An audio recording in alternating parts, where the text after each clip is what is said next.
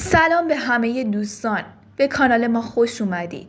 امروز میخوایم درباره تیزر و اتفاقات احتمالی قسمت 5 عشق ابدی صحبت کنیم. قسمتی که به نظر میاد یکی از جنجالی ترین اپیزودهای فصل باشه.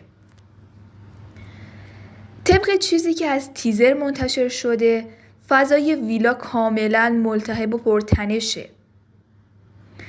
روابط بین بعضی از شرکت کننده ها وارد یک مرحله شده که دیگه قابل کنترل به نظر نمیرسه. از یک طرف بحث و درگیری ها شدت گرفته و از طرف دیگه بعضی از رابطه ها هم دچار تغییرات جدی شدن. نکته مهم اینه که توی قسمت جدید احتمالاً شاهد چند تا اتفاقات غیرمنتظره باشیم. از اختلاف‌های جدید گرفته تا تغییر توی رابطه‌هایی که تا الان شکل گرفته بودن.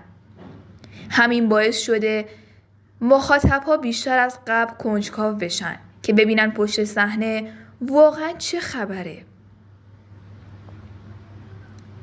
توی فضای مجازی هم دوباره بحث‌ها بالا گرفته. بعضی‌ها میگن این حجم از تنش و درگیری‌ها طبیعی نیست و این برنامه عشق ابدی عمدن داره روی تنش‌ها تمرکز میکنه تا جذابیت برنامه رو بالا ببره. بعضی دیگه هم معتقدن که این واکنش‌ها کاملا واقعی و بدون فیلتره، یعنی کاملا بدون برنامه‌ریزی قبلی هستش و بخشی از سناریوی برنامه نیست. از طرفی چند تا از شرکت کننده ها هم با استوری ها و واکنش های خودشون عملاً تنش این حواشی رو بیشتر کردن و همین باعث شده که داستان از داخل برنامه خارج بشه و وارد فضای شبکه‌های اجتماعی بشه. اینا ممکنه که بخشی از برنامه خودشون باشه تا بخوان حواشی این برنامه رو بیشتر کنن.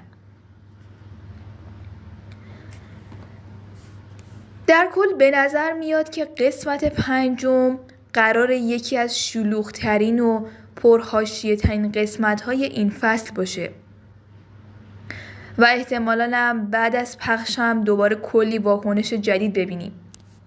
قراره که یه سری اتفاقا بیفته داخل قسمت جدید و باعث بشه درگیری و تنش بین شرکت کننده ها بیشتر بشه. حتی از استوریی که شرکت کننده ها میزنن هم کاملا مشخصه خارج از برنامه هم با هم مشکل دارن.